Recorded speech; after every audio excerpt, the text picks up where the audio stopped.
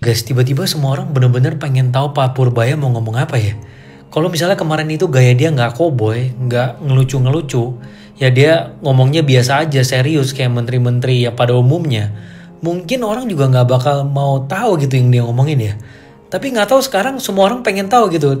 Dan lagi di luar dari gaya koboinya, dia memang eksekusinya benar-benar ada gitu. Kerjanya benar-benar kelihatan juga banyak gebrakannya. Mungkin pemerintah harus banyakin kontennya si Pak Purbaya ya, supaya kita semua ini tambah semangat dan positif ke Indonesia.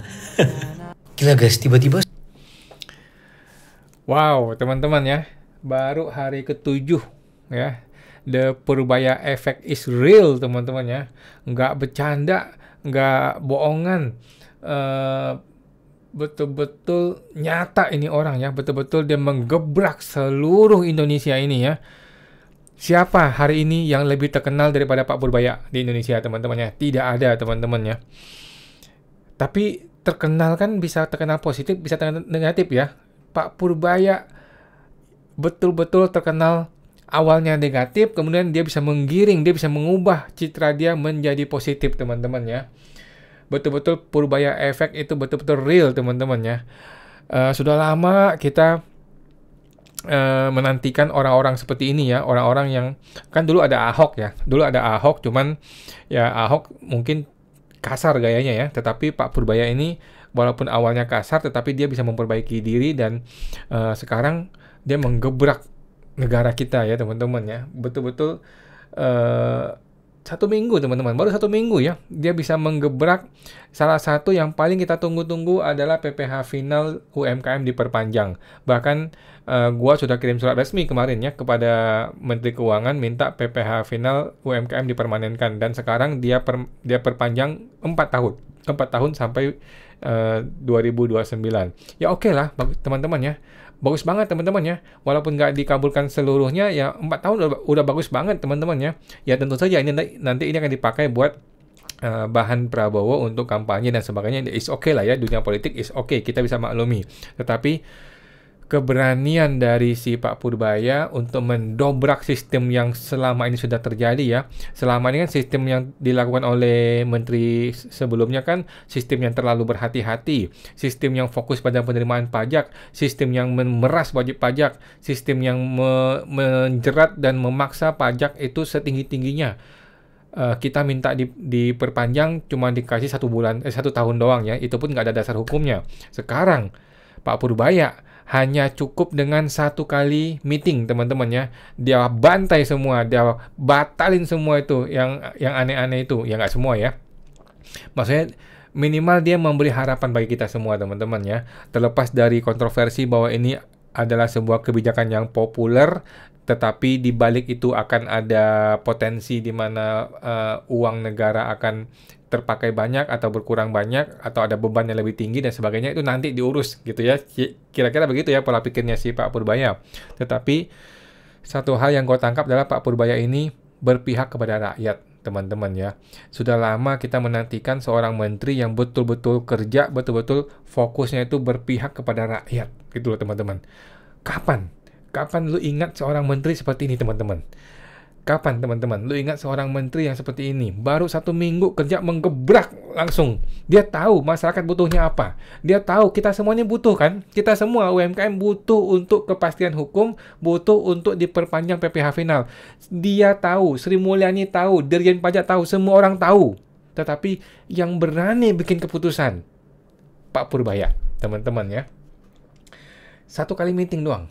Cukup 1 kali meeting ya.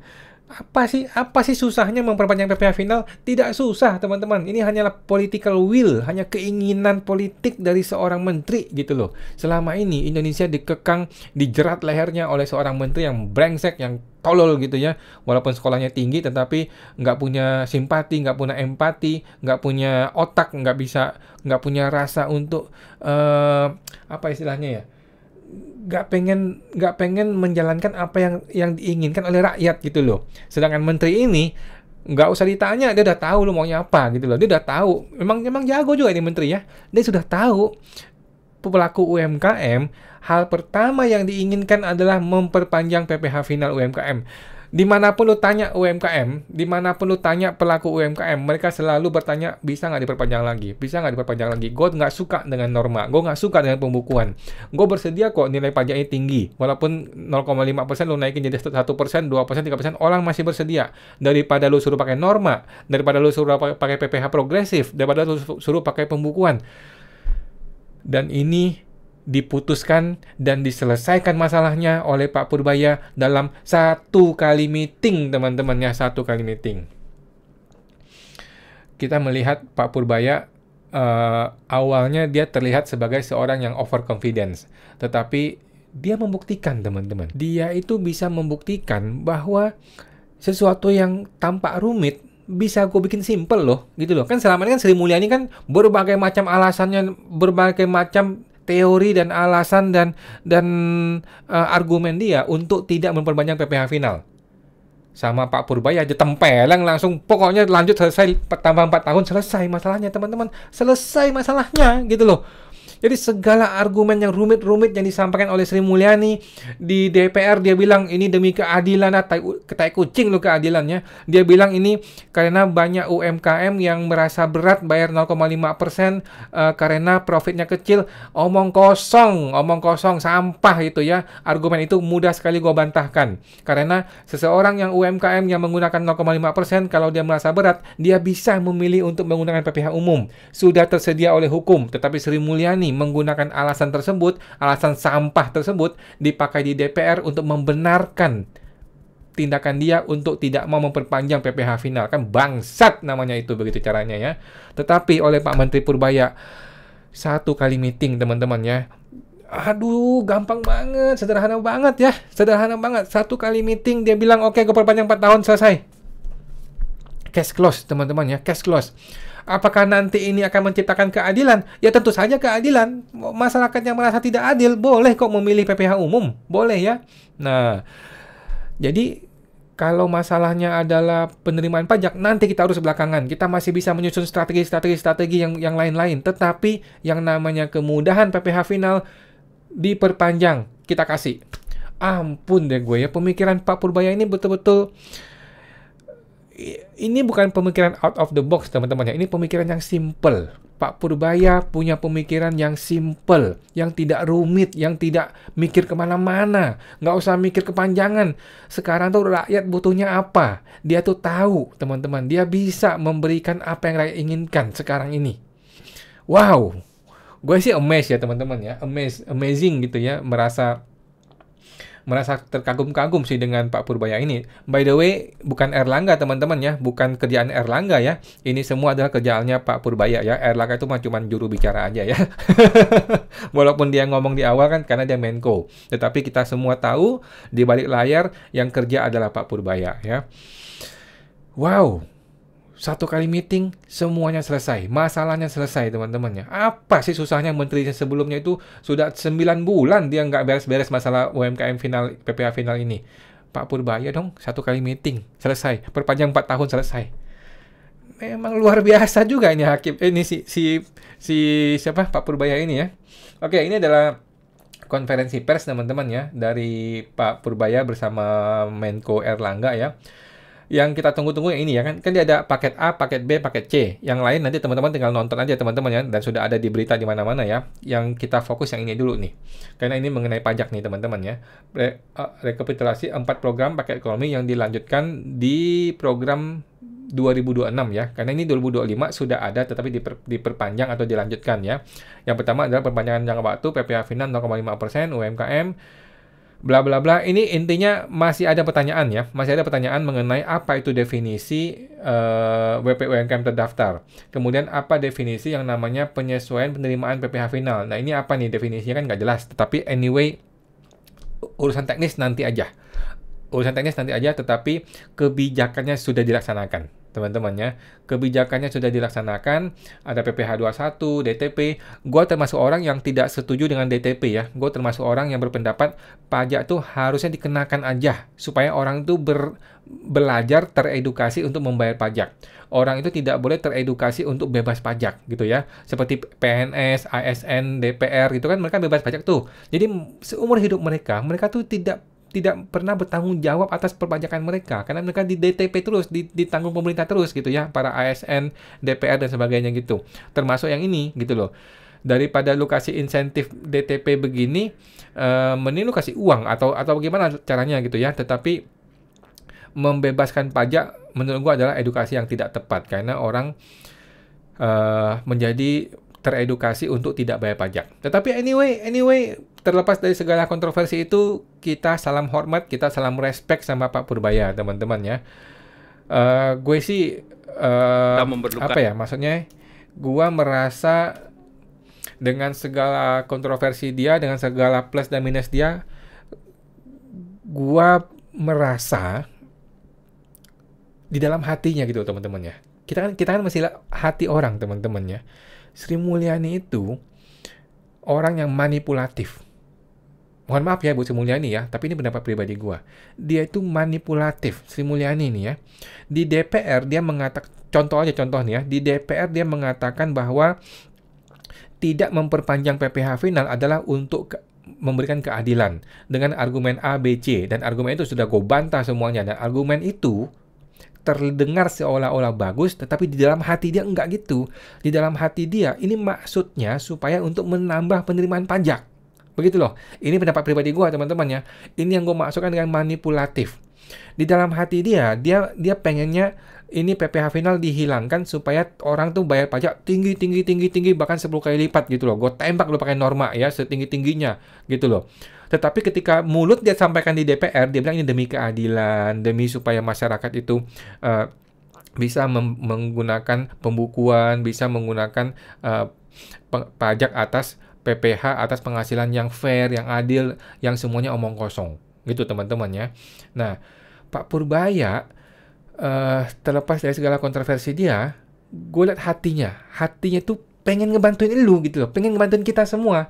Dia tuh pengen, bayangkan ya, dia ngucur kredit 200 triliun ke bank, dia tahu ini bakal jadi problem. Kan dia bukan orang bodoh dong, ya kan? Dia orang lama. Dia tahu ini bakal problem. Problemnya di mana? Begitu masuk ke bank, kan dia sudah cerita tuh di konferensi pers ya, bahwa pihak bank aja sendiri sudah komplain. Pihak bank sudah komplain. Kami ini nggak sanggup terima 55M, 55 triliun ya. Kami hanya bisa terima 7T kalau nggak salah ya. Langsung dikemplang sama si Pak Purbaya. Gua nggak mau tahu, gua kasih lu 55M, 55T, lu atur sendiri. Gitu ya. Jadi dia tahu ini potensi masalah. Dia tahu ini bom waktu, tetapi gua rasa dia punya backup kuat dari Pak Prabowo ya. Gua rasa Pak Prabowo menjanjikan ya bahwa dia akan di backup dengan sepenuh hati, dan dia mungkin ada janji nggak akan dikriminalisasi seperti itu, teman-teman ya. Gua rasa Pak Purbaya butuh janji seperti itu ya, karena ini berbahaya sekali kalau salah langkah, bisa ditusuk dari belakang ya, dari orang-orang dimanapun ya, bahkan orang-orang terdekatnya gitu ya, gitu. Jadi Pak Purbaya melakukan segala upaya dia, menurut gua nih ya, dalam hati dia itu untuk rakyat, gitu teman-teman loh, untuk rakyat. Gua bisa merasakan itu, teman-teman. Gimana lu? Gimana anda semua teman-teman, gimana menurut lu? Menurut lu gimana? Kebijakan dia ini apakah hanya sekedar kebijakan narsisistik gara-gara dia sakit narsistik itu, atau memang dia betul-betul ingin membantu rakyat? Kalau gue sih melihat sejauh ini terlepas dari dia ingin show off sama Prabowo, tetapi dia, menurut gue dia punya hati untuk rakyat, menurut gue ya. Menteri yang lain mana ada yang begini, teman-teman? Menteri yang lain mana ada yang begini? Coba lu lihat menteri-menteri yang lain, omong kosong semuanya. Menteri-menteri yang bilang, yang kemarin pagar laut tuh sampai sekarang hilang beritanya. Dia udah sok jagoan kan, mau turun ke lapangan bla bla bla, hilang ditelan angin ya, teman-teman ya. Siapa lagi? Menteri mana lagi yang berusaha sok jagoan kemarin? Nggak tahu gue. Tapi Pak Purbaya 1 minggu, teman-teman. Gue nggak habis pikir ya. 1 minggu membuat gebrakan sebesar ini, teman-teman ya. Luar biasa ya. Luar biasa. Dia akan diingat sebagai seorang menteri yang menggebrak satu negara, bukan hanya dengan omon-omon, tetapi dengan perilaku, dengan tindakan, dengan kebijakan, dengan dengan tindakan yang nyata gitu ya, bukan cuma ngomong doang, betul-betul diungkapkan kepada publik. Dan sudah ada KMK-nya ya, sebentar lagi akan ada PMK-nya, akan ada turunan-turunannya ya. Terlepas dari peringatan gua bahwa dia ini agak terburu-buru, tetapi kadang-kadang negara perlu diginiin teman-teman ya, kadang-kadang perlu diginiin, dipaksa, ditekan, digenjot dengan terburu-buru. Tentu saja dengan koridor hukum ya, jangan sampai kayak Jokowi semua ditabrak demi kepentingan pribadi, jangan ya. Tetapi sejauh ini dia ini masih berpihak pada rakyat. Ini menurut gua teman-teman ya, sejauh ini dia masih berpihak pada rakyat, terutama para pelaku UMKM. Kita masih menunggu ya gebrakan-gebrakan selanjutnya, terutama di dunia perpajakan ya, karena masih banyak bermasalah di dunia perpajakan, masih banyak terjadi pemerasan, intimidasi dan sebagainya. Kita masih menunggu ya untuk dunia perpajakan. Oke, anyway, jadi ini sudah hari ke-7 ya. Hari ke-7 dari 90 hari. Targetnya pertumbuhan ekonomi 6-7% ya. Kalau betul-betul bisa 6-7%, waduh. Calon wakil presiden juga boleh nih ya si Pak Purbaya ini. Oke. Tanggal 15 September hari ke-7. Jadi semua orang memuji Pak Purbaya ya teman-teman ya. Beberapa ekonom yang kritis itu memperingatkan ya agar dia berhati-hati, karena ini pakai uang rakyat, uangnya besar dan sebagainya, is okay lah ya, masuk akal, tetapi tetap orang menaruh respect setinggi-tingginya untuk dia ya, untuk keberanian dia teman-teman. Dia ini risk taker, berani mengambil resiko. Sama seperti gua, sama seperti banyak orang ya. Sama seperti Prabowo adalah risk taker. Dan ini kan lagi ada perubahan mazhab dari arah ke barat merubah ke timur nih, dan Pak Purbaya ini tepat orangnya, betul-betul tepat teman-teman ya. Gua akan bikin video lain nanti ya di hari yang lain bahwa dia mengatakan IMF tuh bodoh ya, dan jadi orang ini ternyata nggak cuman terkenal baru-baru ini teman-teman ya. Pak Purbaya sudah terkenal sangat lama. Dia sudah dikenal, dia sudah masuk podcastnya si Putri Tanjung, masuk podcastnya si Endgame-nya si siapa itu. Dia sudah masuk podcastnya, sudah masuk berita di mainstream, berita mainstream. Jadi ini orang sudah terkenal teman-teman ya. Kita aja yang baru kenal, baru tahu karena kita tidak ada di dunia perbankan dan LPS gitu ya. Mereka di lingkaran LPS dan perbankan itu sudah kenal dia, dan memang orang ini orang yang suka speak up teman-teman ya. Dia berani speak up, suka speak up. Dan kebetulan sampai sekarang belum ditikung ya sama orang ya, belum dimatiin sama orang ya. Oke lah, very good ya, bagus sekali. Dia akhirnya dapat jabatan, akhirnya dapat kesempatan jadi menteri, dan langsung dia gebrak ya. Dia gebrak 1 minggu, 1 kali meeting, dia bikin kebijakan, gebrak semuanya. Luar biasa Pak Purbaya ya. Saham dan IHSG gua rasa sejauh ini positif ya teman-teman ya.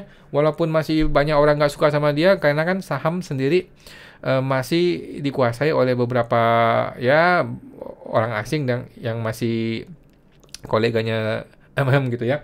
Tapi gua rasa IHSG, saham dan teman-teman juga sudah mulai optimis ya. Gua rasa teman-teman di lingkaran ekonomi juga sudah mulai optimis.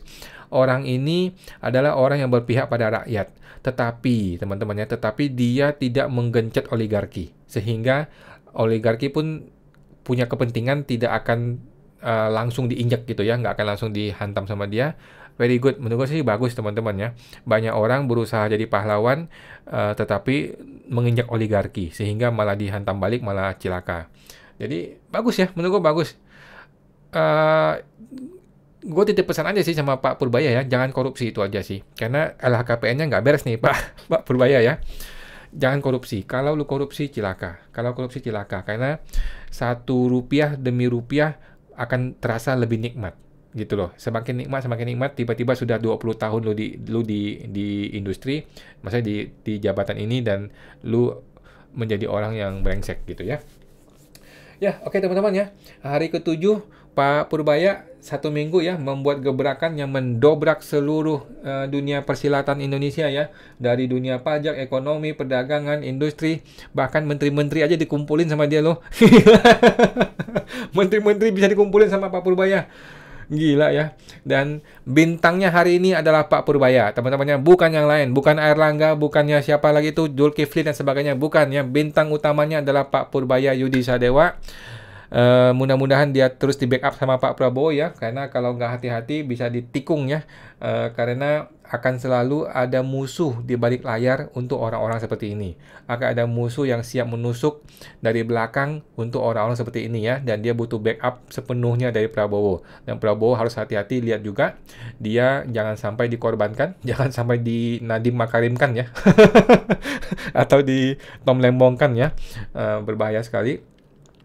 Ya, anyway, Pak Purbaya, gue sih melihat dia sebagai pembawa harapan, sebagai juru selamat lah gitu teman-teman ya. Terlepas dari segala kontroversinya, ya semua orang nggak ada yang sempurna, tetapi gue pengen kembali lagi, gue menilai hatinya itu ada teman-teman ya. Hatinya itu ada untuk kita, untuk rakyat, untuk kita semua. Dia tidak terlihat orang yang manipulatif ya, seperti menteri sebelumnya. Tetapi dia terlihat orang yang ceplas-ceplos. Nah, salah satu konsekuensi dari orang ceplas-ceplos adalah dia jujur gitu ya, karena dia ceplas-ceplos ya. Dan dia orang yang reaktif, ya itu ada plus minusnya. Tetapi yang paling penting adalah hati dia. Dia punya hati untuk rakyat. Ini yang paling penting dari seorang menteri, teman-teman ya. Penting banget teman-teman ya. Oke, kita nantikan gebrakan berikutnya. Kita lihat hari esok apa lagi yang akan digebrak oleh si Pak Purbaya ini. Selamat Pak Purbaya ya. Anda akan diingat sebagai menteri yang betul-betul berpihak pada rakyat walaupun baru 1 minggu menjabat. Oke, thank you teman-teman semua. Semoga terbantu.